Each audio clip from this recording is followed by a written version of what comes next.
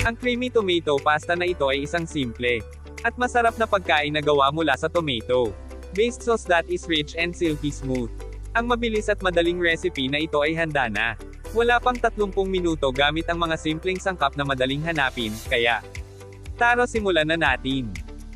Mga tala ng ingredients. Upang gawin itong masarap na recipe, kakailanganin mo ang mga sumusunod na ito.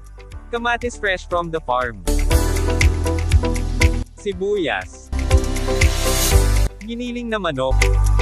Sunod ay ang pasta, pakuluan na natin. Sa isang palayok maglagay ng tubig. Lagyan ng asin, ilagay sa katamtamang init.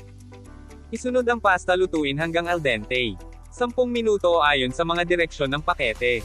Alisin ang tubig ng pasta at itabi. Sunod, painitin ang mantikilya sa malaking kawali. Sa katamtamang init igisa ang sibuyas mga 1 minuto.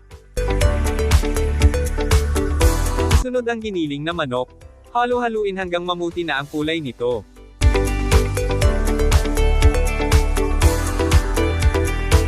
Kunting mikos-mikos pa. Saka isunod ang mapulang kamatis. Ibuhos ang tomato sauce. Haluin at hayaan ito na kumulo. Lutuin ng hanggang 4 hanggang 5 minuto.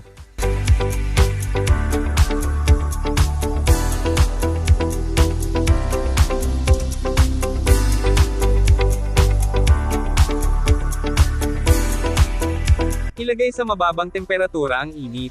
Saka isunod ang parmesan cheese. Lutuin hanggang lumapot, mga 3 minuto, timplahan ng paminta at asin. Haluin mabuti para pantay-pantay. Ilipat sa mangkok saka ihain. Enjoy! Thanks for watching!